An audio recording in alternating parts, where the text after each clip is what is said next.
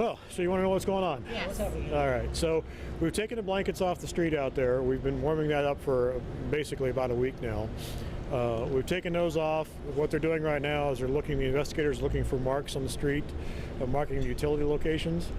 We're done with that here in just a little bit. What we're going to do is we're going to bring in some shoring boxes. Again, we've changed our mind again on how we're going to do this. So we're going to bring in shoring boxes and put them up underneath the awning, the canopy, protect it from falling down, at least temporarily, while the workers are underneath doing what they need to do. The investigators need to do what they need to do underneath that tomorrow morning. So that's where we stand right now. We're not going to try and pull the canopy down today. We decided this morning, between the snow and everything else that's happened, it just became too much of a hazard for us, and even as much of a hazard to the people trying to do the work. So at this point, things are moving forward slowly, but we're getting to a point where we can start to decide what we're going to do from here. So you're not removing the awning today? No. What about melting the ice? No, not going to do that today either.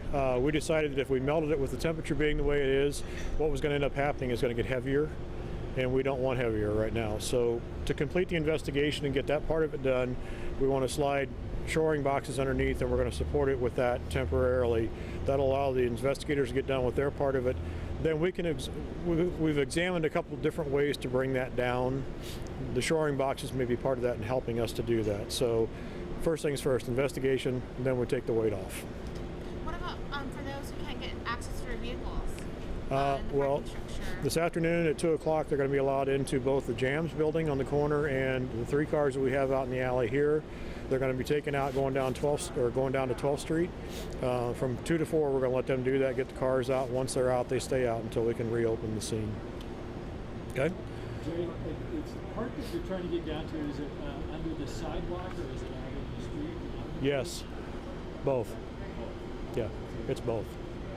So it's a pretty expanded area they have to work in and look in, but the problem is we don't exactly know. I mean, we have a really good idea now, but we don't exactly know how much we're going to have to work around that spot. So the only thing that we have to do and make sure that happens correctly is that we protect the individuals going underneath to do that investigation, because like I said, we estimated about 24 tons of ice sitting up there, and that's a lot of weight that structure wasn't designed for. Are you guys under some sort of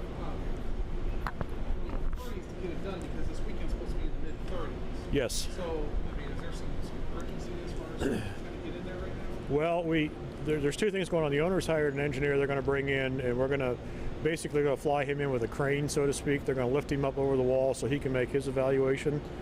But the thing that we've been concerned about all along is a sudden rise in temperature. Last week we had a couple days which helped us out on the east side and on the south side a little bit, but not enough. The north side still is coated in ice, and that's the wall we're most concerned about because of the amount of weight that's been added to that brick, and the fact that that ice is expanded and contracted as the water gets down in there deeper. If it refreezes again, it causes that brick to pop apart.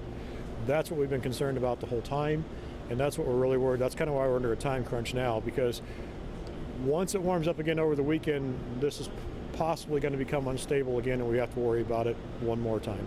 So you're looking at a window of pretty much from now until Friday? Yes. Yep. That's why there's a lot of activity going on in the street today. Then we'll know more tomorrow when the investigators go in and do the rest of what they need to do. So, yeah, it's just going to be a long process, but a short process. And our plans, like I said, they've changed almost every hour. In fact, I didn't mean to yell at you, but I had to go back because we were working on a second plan again. So, yep.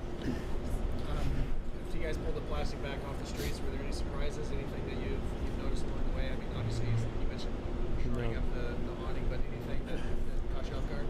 Not really. No, we kind of knew what to look for. Obviously we found a lot more debris out there in the street because when the windows blew out, we didn't realize it was all that far out in the street. But yeah, no surprises at this point. No. Thank you very much. All right.